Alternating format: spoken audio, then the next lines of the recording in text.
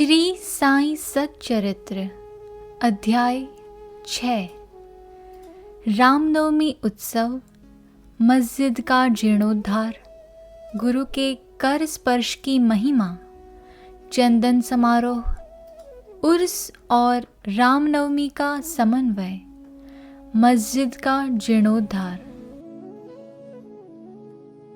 गुरु के कर स्पर्श के गुण। जब सद्गुरु ही नाव के खिवैया है तो वे निश्चय ही कुशलता तथा सरलता पूर्वक इस भवसागर के पार उतार देंगे। सद्गुरु शब्द का उच्चारण करते ही मुझे श्री साईं की स्मृति आ रही है। ऐसा प्रतीत होता है मानो वे स्वयं मेरे सामने खड़े हैं और मेरे मस्तक पर उदी लगा रहे हैं। देखो देखो, वे अब अपना वरद हस्त उठाकर मेरे मस्तक पर रख रहे हैं। अब मेरा हृदय आनंद से भर गया है, मेरे नेत्रों से प्रेमाश्रु बह रहे हैं। सद्गुरु के कर स्पर्श की शक्ति महान आश्चर्यजनक है।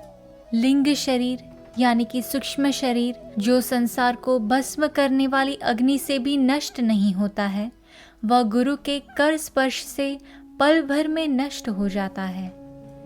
अनेक जन्मों के समस्त पाप नष्ट हो जाते हैं। ऐसे व्यक्ति जिन्हें धार्मिक और ईश्वरीय प्रसंगों में पूर्ण अरुचि है, उनके भी मन स्थिर हो जाते हैं। श्री साईं बाबा के मनोहर रूप के दर्शन कर कंठ प्रफुल्लता से रूंध जाता है, आंखों से अश्रुधारा प्रवाहित होने लगती है और जब हृदय भावों से भर जाता है तब सोहम भाव की जागृति होकर आत्मानुभव के आनंद का आभास होने लगता है। मैं और तू का भेद द्वैत भाव नष्ट हो जाता है और तत्क्षण ही ब्रह्म के साथ अभिन्नता प्राप्त हो जाती है। जब मैं धार्मिक ग्रंथों का पठन करता हूँ तो क्षण क्षण में सद्गुरु की स्मृति हो आती है। बाबा राम या कृष्ण का रूप धारण कर मेरे सामने खड़े हो जाते हैं और स्वयं अपनी जीवन कथा मुझे सुनाने लगते हैं। अर्थात जब मैं भागवत का श्रवण करता हूँ तब बाबा श्री कृष्ण का स्वरूप धारण कर लेते हैं और तब मुझे ऐसा प्रतीत होने लगता है कि वे ही भागवत या भक्तों के कल्याणार्थ उद्धव गीता सुना रहे हैं। जब कभी भी मैं किसी से वार्तालाप किया करता हूँ तो मैं बाबा की कथाओं को ध्यान में लाता हूँ, जिससे उनका उपयुक्त अर्थ समझाने में सफल हो सकूं। तब एक शब्द या वाक्य की रचना भी नहीं कर पाता हूँ, परंतु जब वे स्वयं कृपा कर मुझसे लिखवाने लगते हैं तब फिर उसका कोई अंत नहीं होता। जब भक्तों में अहंकार की वृद्धि होने लगती है तो वे शक्ति प्रदान कर उसे अहंकार शून्य बनाकर अंतिम ध्येय की प्राप्ति कर देते हैं तथा उससे संतुष्ट कर अक्षय सुख का अधिकारी बना देते हैं। जो बाबा की नमन कर अनन्य भाव से उनकी शरण जाता है, उससे फिर कोई साधना करने की आवश्यकता नहीं है। धर्म, अर्थ, काम और मोक्ष उसे सहज ही प्राप्त हो जाते हैं। ईश्वर के पास पहुंचने के 4 मार्ग हैं: कर्म, ज्ञान, योग और भक्ति। इन सब में भक्ति मार्ग अधिक कंटकाकीर्ण, गड्ढों और खाइयों से परिपूर्ण है। यदि सद्गुरु पर विश्वास कर गड्ढों और खाइयों से बचते और पदानुक्रमण करते हुए सीधे अग्रसर होते जाओगे तो तुम अपने ध्येय अर्थात ईश्वर तक आसानी से पहुंच जाओगे। श्री साईं बाबा ने निश्चयात्मक स्वर में कहा है कि स्वयं ब्रह्म और उनकी विश्व को उत्पत्ति, रक्षण और लय करने आदि की भिन्न भिन्न शक्तियों के पृथकत्व में भी एकत्व है। इसे ही ग्रंथकारों ने दर्शाया है। भक्तों के कल्याणार्थ श्री साईं बाबा ने स्वयं जिन वचनों से आश्वासन दिया था उनको नीचे उद्धृत किया जाता है। मेरे भक्तों के घर अन्न तथा वस्त्रों का कभी अभाव नहीं होगा। यह मेरा वैशिष्ट्य है कि जो भक्त मेरी शरण आ जाते हैं और अंतःकरण से मेरे उपासक हैं, उनके कल्याणार्थ मैं सदैव चिंतित रहता हूँ। कृष्ण भगवान ने भी गीता में यही समझाया है। इसलिए भोजन तथा वस्त्र के लिए अधिक चिंता न करो। यदि मांगने की अभिलाषा है तो ईश्वर को ही मांगो। सांसारिक मान व उपाधियां त्याग कर ईश कृपा तथा अभयदान प्राप्त करो और उन्हीं के द्वारा सम्मानित हो। सांसारिक साधनों से कुपथगामी मत बनो। अपने इष्ट को दृढ़ता से पकड़े रहो। समस्त इंद्रियों और मन को ईश्वर चिंतन में प्रवृत्त रखो। किसी पदार्थ से आकर्षित न हो। सदैव मेरे स्मरण में मन को लगाए रखो, ताकि वह देह संपत्ति व ऐश्वर्य की ओर प्रवृत्त न हो। तब चित्त स्थिर, शांत व निर्भय हो जाएगा। इस प्रकार की मनः स्थिति प्राप्त होना इस बात का प्रतीक है कि वह सुसंगति में है। यदि चित्त की चंचलता नष्ट न हुई तो उसे एकाग्र नहीं किया जा सकता। बाबा के उपर्युक्त शब्दों को उद्धृत कर ग्रंथकार शिरडी के रामनवमी उत्सव का वर्णन करता है। शिरडी में मनाए जाने वाले उत्सवों में रामनवमी अधिक धूमधाम से मनाई जाती है। अतएव इस उत्सव का पूर्ण विवरण, जैसा कि साई लीला पत्रिका 1925 के पृष्ठ 197 पर प्रकाशित हुआ था, यहाँ संक्षेप में दिया जाता है। प्रारंभ। कोपरगांव में श्री गोपालराव गुंड नाम के एक इंस्पेक्टर थे। वे बाबा के परम भक्त थे। उनकी 3 स्त्रियां थीं, परंतु एक के भी संतान न थी। श्री साईं बाबा की कृपा से उन्हें एक पुत्र रत्न की प्राप्ति हुई। इस हर्ष के उपलक्ष्य में सन 1897 में उन्हें विचार आया कि शिरडी में मेला अथवा उर्स भरवाना चाहिए। उन्होंने यह विचार शिरडी के अन्य भक्त तात्या पाटिल, दादा कोते पाटिल और माधवराव के समक्ष विचारणार्थ प्रकट किया। उन सभी को यह विचार अति रुचिकर प्रतीत हुआ तथा उन्हें बाबा की भी स्वीकृति और आश्वासन प्राप्त हो गया। उर्स भरने के लिए सरकारी आज्ञा आवश्यक थी, इसलिए एक प्रार्थना पत्र कलेक्टर के पास भेजा गया, परंतु ग्राम कुलकर्णी पटवारी के आपत्ति उठाने के कारण स्वीकृति प्राप्त न हो सकी। परंतु बाबा का आश्वासन तो प्राप्त हो ही चुका था, अतः पुनः प्रयत्न करने पर स्वीकृति प्राप्त हो गई। बाबा की अनुमति से रामनवमी के दिन उर्स भरना निश्चित हुआ। ऐसा प्रतीत होता है कि कुछ निष्कर्ष ध्यान में रखकर ही उन्होंने ऐसी आज्ञा दी, अर्थात उर्स व रामनवमी के उत्सवों का एकीकरण तथा हिंदू मुस्लिम एकता, जो भविष्य की घटनाओं से ही स्पष्ट है कि यह ध्येयपूर्ण सफल हुआ। प्रथम बाधा तो किसी प्रकार हल हुई। अब द्वितीय कठिनाई जल के अभाव की उपस्थित हुई। शिरडी तो एक छोटा सा ग्राम था और पूर्व काल से ही वहाँ जल का अभाव बना रहता था। गांव में केवल 2 कुएं थे, जिनमें से एक तो प्रायः सूख जाया करता था और दूसरे का पानी खारा था। बाबा ने उसमें फूल डालकर उसके खारे जल को मीठा बना दिया, लेकिन एक कुएं का जल कितने लोगों को पर्याप्त हो सकता था। इसलिए तात्या पाटिल ने बाहर से जल मंगवाने का प्रबंध किया। लकड़ी व बांसों की कच्ची दुकानें बनाई गई तथा कुश्तियों का भी आयोजन किया गया। गोपालराव गुंड के एक मित्र दामू अण्णा कासार अहमदनगर में रहते थे। वे भी संतानहीन होने के कारण दुखी थे। श्री साईं बाबा की कृपा से उन्हें एक पुत्र रत्न की प्राप्ति हुई। श्री गुंड ने उनसे एक ध्वज देने को कहा। एक ध्वज जागीरदार श्री नाना साहेब निमोणकर ने भी दिया। ये दोनों ध्वज बड़े समारोह के साथ गांव में से निकाले गए और अंत में उन्हें मस्जिद जिसे बाबा द्वारका माई के नाम से पुकारते थे, उसके कोनों पर फहरा दिया गया। यह कार्यक्रम अभी भी पूर्ववत ही चल रहा है। चंदन समारोह। इस मेले में एक अन्य कार्यक्रम का भी श्री गणेश हुआ, जो चंदनोत्सव के नाम से प्रसिद्ध है। यह कोरहल के एक मुस्लिम भक्त श्री अमीर शक्कर दलाल के मस्तिष्क की सूझ थी।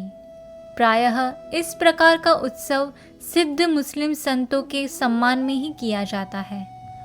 बहुत सा चंदन घिसकर और बहुत सी चंदन धूप थालियों में भरी जाती है तथा लोबान जलाते हैं और अंत में उन्हें मस्जिद में पहुंचाकर जुलूस समाप्त हो जाता है। थालियों का चंदन और धूप नीम पर और मस्जिद की दीवारों पर डाला दिया जाता है। इस उत्सव का प्रबंध प्रथम 3 वर्षों तक श्री अमीर शक्कर ने किया और उनके पश्चात उनकी धर्मपत्नी ने किया। इस प्रकार हिंदुओं द्वारा ध्वज व मुसलमानों के द्वारा चंदन का जुलूस एक साथ चलने लगा और अभी तक उसी तरह चल रहा है। प्रबंध। रामनवमी का दिन श्री साईं बाबा के भक्तों को अत्यंत ही प्रिय और पवित्र है। कार्य करने के लिए बहुत से स्वयंसेवक तैयार हो जाते थे और वे मेले के प्रबंध में सक्रिय भाग लेते थे। बाहर के समस्त कार्यों का भार तात्या पाटिल और भीतर के कार्यों को श्री साईं बाबा की एक परम भक्त महिला राधा कृष्ण माई संभालती थी। इस अवसर पर उनका निवास स्थान अतिथियों से परिपूर्ण रहता और उन्हें सब लोगों की आवश्यकताओं का भी ध्यान रखना पड़ता था। साथ ही वे मेले की समस्त आवश्यक वस्तुओं का भी प्रबंध करती थी। दूसरा कार्य जो वे स्वयं खुशी से किया करती वह था मस्जिद की सफाई करना, चूना पोतना आदि। मस्जिद की फर्श तथा दीवारें निरंतर धूनी जलने के कारण काली पड़ गई थीं। जब रात्रि में बाबा चावड़ी में विश्राम करने चले जाते तब वे यह कार्य कर लिया करती थी। समस्त वस्तुएं धूनी सहित बाहर निकालनी पड़ती थी और सफाई व पुताई हो जाने के पश्चात पूर्ववत सजा दी जाती थी। बाबा का अत्यंत प्रिय कार्य गरीबों को भोजन कराना भी इस कार्यक्रम का एक अंग था। इस कार्य के लिए वृहद भोज का आयोजन किया जाता था और अनेक प्रकार की मिठाइयाँ बनाई जाती थी। यह सब कार्य राधा कृष्ण माई के निवास स्थान पर ही होता था। बहुत से धनाढ्य व श्रीमंत भक्त इस कार्य में आर्थिक सहायता पहुंचाते थे। उर्स का रामनवमी के त्योहार में समन्वय। सब कार्यक्रम इसी तरह उत्तम प्रकार से चलता रहा और मेले का महत्व शनैः बढ़ता ही गया। सन 1911 में एक परिवर्तन हुआ। एक भक्त कृष्णराव जोगेश्वर बिस्म, श्री साईं सगुणोपासना के लेखक, अमरावती के दादा साहेब खापर्डे के साथ मेले के एक दिन पूर्व शिरडी में दीक्षित वाड़े में ठहरे। जब वे दालान में लेटे हुए विश्राम कर रहे थे तब उन्हें एक कल्पना सूझी। इसी समय श्री लक्ष्मण राव उपनाम काका महाजनी पूजन सामग्री लेकर मस्जिद की ओर जा रहे थे। उन दोनों में विचार विनिमय होने लगा और उन्होंने सोचा कि शिरडी में उर्स व मेला ठीक रामनवमी के दिन ही भरता है। इसमें अवश्य ही कोई गूढ़ रहस्य निहित है। रामनवमी का दिन हिंदुओं को बहुत ही प्रिय है। कितना अच्छा हो यदि रामनवमी उत्सव अर्थात श्री राम का जन्म दिवस का भी श्री गणेश कर दिया जाए। काका महाजनी को यह विचार रुचिकर प्रतीत हुआ। अब मुख्य कठिनाई हरिदास के मिलने की थी, जो इस शुभ अवसर पर कीर्तन व ईश्वर गुणानुवाद कर सकें। परंतु भीष्म ने इस समस्या को हल कर दिया।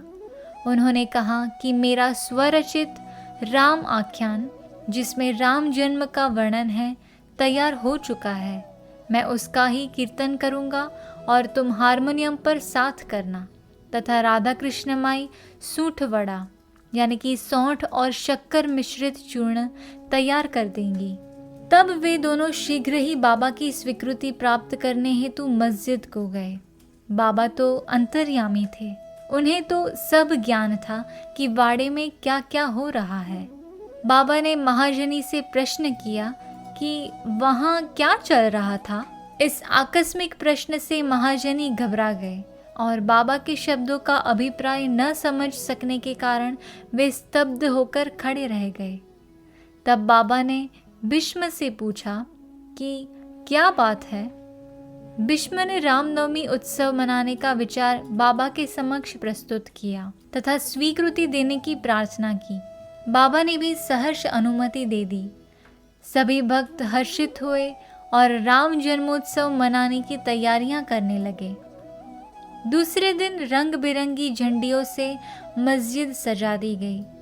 श्रीमती राधा कृष्ण माई ने एक झूला लाकर बाबा के आसन के समक्ष रख दिया और फिर उत्सव प्रारंभ हो गया। भीष्म कीर्तन करने को खड़े हो गए और महाजनी हारमोनियम पर उनका साथ करने लगे। तभी बाबा ने महाजनी को बुलावा भेजा। यहाँ महाजनी शंकित थे कि बाबा उत्सव मनाने को आज्ञा देंगे भी या नहीं, परंतु जब वे बाबा के समीप पहुंचे तो बाबा ने उनसे प्रश्न किया, यह सब क्या है? यह झूला क्यों रखा गया है? महाजनी ने बतलाया कि रामनवमी का कार्यक्रम प्रारंभ हो गया है और इसी कारण यह पालना यहाँ रखा गया है। बाबा ने निंबर पर से 2 हार उठाए। उनमें से एक हार तो उन्होंने काका जी के गले में डाल दिया और दूसरा भीष्म के लिए भेज दिया। अब कीर्तन प्रारंभ हो गया था।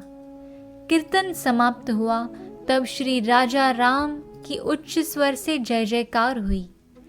कीर्तन के स्थान पर गुलाल की वर्षा की गई। जब हर कोई प्रसन्नता से झूम रहा था तब अचानक ही एक गरजती हुई ध्वनि उनके कानों पर पड़ी। वस्तुतः जिस समय गुलाल की वर्षा हो रही थी तो उसके कुछ कण अनायास ही बाबा की आंख में चले गए। तब बाबा एकदम क्रोधित होकर उच्च स्वर में अपशब्द कहने व कोसने लगे। यह दृश्य देखकर सब लोग भयभीत होकर सिट पिटाने लगे। बाबा के स्वभाव से भली भांति परिचित अंतरंग भक्त भला इन अपशब्दों का कब बुरा मानने वाले थे। बाबा के इन शब्दों तथा वाक्यों को उन्होंने आशीर्वाद समझा। उन्होंने सोचा कि आज राजा राम का जन्मदिन है, अतः रावण का नाश, अहंकार एवं दुष्ट प्रवृत्ति रूपी राक्षसों के संहार के लिए बाबा को क्रोध उत्पन्न होना सर्वथा उचित ही है। इसके साथ साथ उन्हें यह विदित था कि जब कभी भी शिरडी में कोई नवीन कार्यक्रम रचा जाता था तब बाबा इस प्रकार कुपित हो ही जाया करते थे। इसलिए वे सब स्तब्ध ही रहे। इधर राधा कृष्ण माई भी भयभीत थी कि कहीं बाबा झूला न तोड़ फोड़ डालें। इसलिए उन्होंने काका महाजनी से झूला हटाने के लिए कहा, परंतु बाबा ने ऐसा करने से उन्हें रोका। कुछ समय पश्चात बाबा शांत हो गए और उसी दिन की महापूजा और आरती का कार्यक्रम समाप्त हो गया। इसके बाद काका महाजनी ने बाबा से झूला उतारने की अनुमति मांगी, परंतु बाबा ने अस्वीकृत करते हुए कहा कि अभी उत्सव संपूर्ण नहीं हुआ है। अगले दिन गोपाल काला उत्सव मनाया गया, जिसके पश्चात बाबा ने झूला उतारने की आज्ञा दे दी। उत्सव में दही मिश्रित पोहा एक मिट्टी के बर्तन में लटका दिया जाता है और कीर्तन समाप्त होने पर वह बर्तन फोड़ दिया जाता है और प्रसाद के रूप में वह पोहा सबको वितरित कर दिया जाता है, जिस प्रकार कि श्री कृष्ण ने ग्वालों के साथ किया था। रामनवमी उत्सव इसी तरह दिन भर चलता रहा।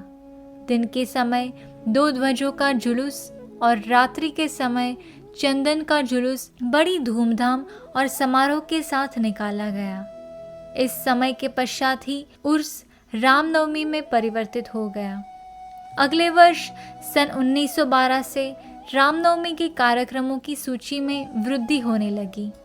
श्रीमती राधा कृष्ण माई ने चैत्र की प्रतिपदा से नाम सप्ताह प्रारंभ कर दिया।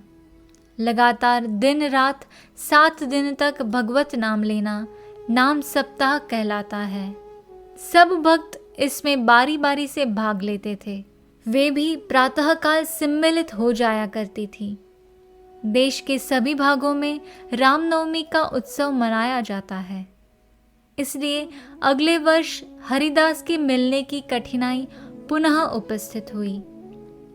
परंतु उत्सव के पूर्व ही यह समस्या हल हो गई। 5-6 दिन पूर्व श्री महाजनी की बाला बुआ से अकस्मात भेंट हो गई।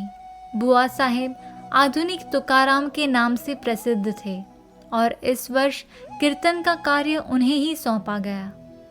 अगले वर्ष सन 1913 में श्री हरिदास सातारा जिले के बालाबुआ सातारकर बृहद सिद्ध कवटे ग्राम में प्लेग का प्रकोप होने के कारण अपने गांव में हरिदास का कार्य नहीं कर सकते थे। इस वर्ष वे शिरडी में आए। काका साहेब दीक्षित ने उनके कीर्तन के लिए बाबा से अनुमति प्राप्त की। बाबा ने भी उन्हें यथेष्ट पुरस्कार दिया। सन 1914 में हरिदास की कठिनाई बाबा ने सदैव के लिए हल कर दी। उन्होंने यह कार्य स्थायी रूप से दासगणु महाराज को सौंप दिया। तब से वे इस कार्य को उत्तम रीति से सफलता और विद्वता पूर्वक पूर्ण लगन से निभाते रहे। सन 1912 से उत्सव के अवसर पर लोगों की संख्या में उत्तरोत्तर वृद्धि होने लगी। चैत्र शुक्ल अष्टमी से द्वादशी तक शिरडी में लोगों की संख्या में इतनी अधिक वृद्धि हो जाया करती थी मानो मधुमक्खी का छत्ता ही लगा हो। दुकानों की संख्या में वृद्धि हो गई। प्रसिद्ध पहलवानों की कुश्तियां होने लगी। गरीबों को बृहद स्तर पर भोजन कराया जाने लगा। राधा कृष्ण माई के घोर परिश्रम के फलस्वरूप शिरडी को संस्थान का रूप मिला। संपत्ति भी दिन प्रतिदिन बढ़ने लगी। एक सुंदर घोड़ा, पालकी, रथ और चांदी के अन्य वस्तु, बर्तन, पात्र, शीशे इत्यादि भक्तों ने उपहार में भेंट किए। उत्सव के अवसर पर हाथी भी बुलाया जाता था। यद्यपि संपत्ति बहुत बढ़ी, परंतु बाबा उन सबसे सदा निरपेक्ष ही रहते थे। वे सदैव उसे उपेक्षा की दृष्टि से देखते और सदैव की भांति ही साधारण वेशभूषा धारण करते थे। यह ध्यान देने योग्य है कि जुलूस तथा उत्सव में हिंदू और मुसलमान दोनों ही साथ साथ कार्य करते थे, परंतु आज तक न उनमें कोई विवाद हुआ और न कोई मतभेद ही। पहले तो लोगों की संख्या 5000-7000 के लगभग ही होती थी, परंतु किसी किसी वर्ष तो यह संख्या 75,000 तक पहुंच जाती थी। फिर भी न कभी कोई बीमारी फैली और न ही कोई दंगा हुआ। मस्जिद का जीर्णोद्धार। जिस प्रकार उर्स या मेला लगाने का विचार प्रथमतः श्री गोपाल गुंड को आया था, उसी प्रकार मस्जिद के जीर्णोद्धार का विचार भी प्रथमतः उन्हें ही आया। उन्होंने इस कार्य के निमित्त पत्थर एकत्रित कर उन्हें वर्गाकार करवाया, परंतु इस कार्य का श्रेय उन्हें प्राप्त नहीं होना था। वह सुयश तो नाना साहेब चांदोरकर के लिए ही सुरक्षित था और फर्श का कार्य काका साहेब दीक्षित के लिए। प्रारंभ में बाबा ने इन कार्यों के लिए स्वीकृति नहीं दी, परंतु स्थानीय भक्त महालसापति के आग्रह करने से बाबा की स्वीकृति प्राप्त हो गई और एक रात में ही मस्जिद का पूरा फर्श बन गया। अभी तक बाबा एक टाट के टुकड़े पर ही बैठते थे। अब उस टाट के टुकड़े को वहां से हटाकर उसके स्थान पर एक छोटी सी गद्दी बिछा दी गई। सन 1911 में सभा मंडप भी घोर परिश्रम के उपरांत ठीक हो गया। मस्जिद का आंगन बहुत छोटा तथा असुविधाजनक था। काका साहेब दीक्षित आंगन को बढ़ाकर उसके ऊपर छप्पर बनवाना चाहते थे। यथेष्ट द्रव्य राशि व्यय कर उन्होंने लोहे के खंभे, बल्लियां व कैंचियां मोल लीं और कार्य भी प्रारंभ हो गया। दिन रात परिश्रम कर भक्तों ने लोहे के खंभे जमीन में गाड़े। दूसरे दिन जब बाबा चावड़ी से लौटे, उन्होंने उन खंभों को उखाड़कर फेंक दिया और अति क्रोधित हो गए। वे एक हाथ से खंबा पकड़कर उसे उखाड़ने लगे और दूसरे हाथ से उन्होंने तात्या का साफा उतार लिया और उसमें आग लगाकर गड्ढे में फेंक दिया। बाबा के नेत्र जलते हुए अंगारे के सदृश लाल हो गए। किसी को भी उनकी ओर आंख उठाकर देखने का साहस नहीं होता था। सभी बुरी तरह भयभीत होकर विचलित होने लगे कि अब क्या होगा। भागोजी शिंदे, बाबा के एक कोड़ी भक्त, कुछ साहस कर आगे बढ़े, पर बाबा ने उन्हें धक्का देकर पीछे धकेल दिया। माधवराव की भी यही गति हुई। बाबा उनके ऊपर भी ईंट के डेले फेंकने लगे। जो भी उन्हें शांत करने गया उसकी वही दशा हुई। कुछ समय के पश्चात क्रोध शांत होने पर बाबा ने एक दुकानदार को बुलाया और एक जरीदार साफा खरीदकर अपने हाथों से उसे तात्या के सिर पर बांधने लगे, जैसे उन्हें विशेष सम्मान दिया गया हो। यह विचित्र व्यवहार देखकर भक्तों को आश्चर्य हुआ। वे समझ नहीं पा रहे थे कि किस अज्ञात कारण से बाबा इतने क्रोधित हुए। उन्होंने तात्या को क्यों पिटा और तत्क्षण ही उनका क्रोध क्यों शांत हो गया। बाबा कभी कभी अति गंभीर तथा शांत मुद्रा में रहते थे और बड़े प्रेम पूर्वक वार्तालाप किया करते थे, परंतु अनायास ही बिना किसी गोचर कारण के वे क्रोधित हो जाया करते थे।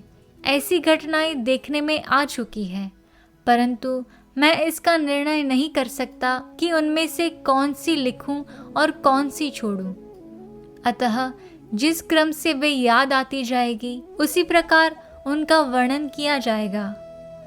अगले अध्याय में बाबा यवन है या हिंदू, इसका विवेचन किया जाएगा तथा योग, साधन, शक्ति और विषयों पर भी विचार किया जाएगा। श्री सद्गुरु साईनाथार्पणमस्तु। शुभम भवतु।